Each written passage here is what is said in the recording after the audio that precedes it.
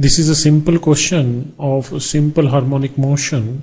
इस क्वेश्चन में कह रहा है the displacement of a particle is represented by this equation, then the motion represented by this equation is either simple harmonic, periodic but not simple harmonic और non periodic.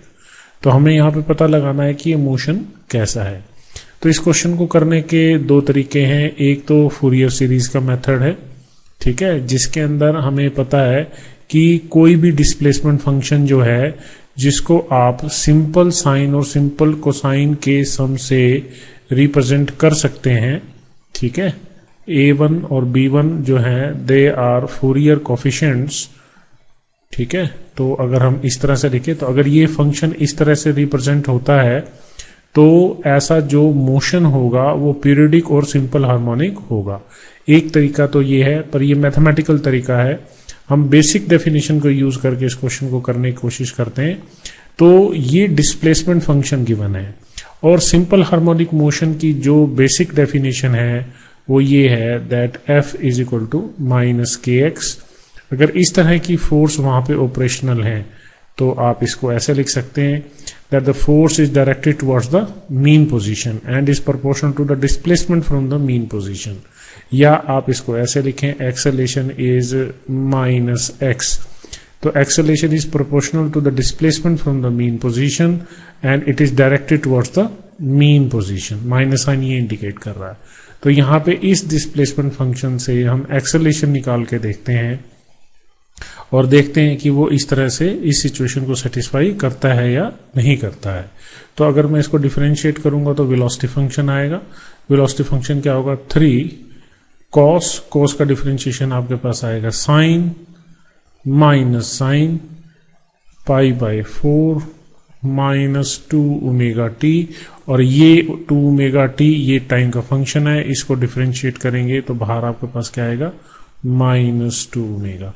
तो यहाँ पे मेरे पास क्या आ गया, 6 omega sine of pi by 4 minus 2 omega T, ठीक है। इसको फिर डिफरेंशिएट करिए तो आपके पास एक्सेलेरेशन फंक्शन आएगा। तो इसको डिफरेंशिएट करेंगे दैट इज 6 ओमेगा साइन को डिफरेंशिएट करेंगे तो cos pi by 4 minus 2 omega T, और इसको 2 ओमेगा टी को डिफरेंशिएट करेंगे तो बाहर क्या आएगा, माइनस 2 ओमेगा, ठीक है। तो इसको आप क्या लिख सकते हैं, यहां से 4 minus into 3 omega square, omega into omega omega square, 6 into 2 12, 3 cos pi by 4 minus 2 omega T. तो ये देखिए ये क्या है, 3 cos pi by 4 minus 2 omega T, ये डिस्प्लेसमेंट फंक्शन है। ये माइनस साइन यहां आ गया है तो acceleration is proportional to minus displacement from the mean position, ठीक है।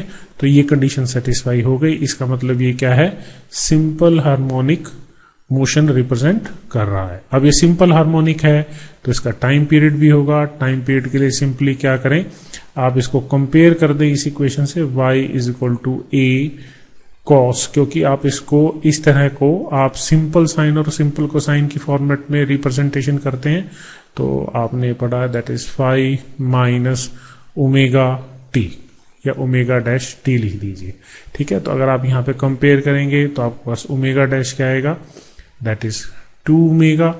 ओमेगा डैश को हम क्या लिखेंगे, 2 pi by T dash, that is 2 omega. तो यहां से हमारे पास जो टाइम पीरियड आएगा इस सिचुएशन में that is pi by omega, ठीक है। तो टाइम पीरियड आ गया। तो यहां से यहां पता चल रहा है कि ये सिंपल हार्मोनिक है और इसका टाइम पीरियड ये है। सो इस इंफॉर्मेशन से जो ऑप्शन बी है that is the correct option.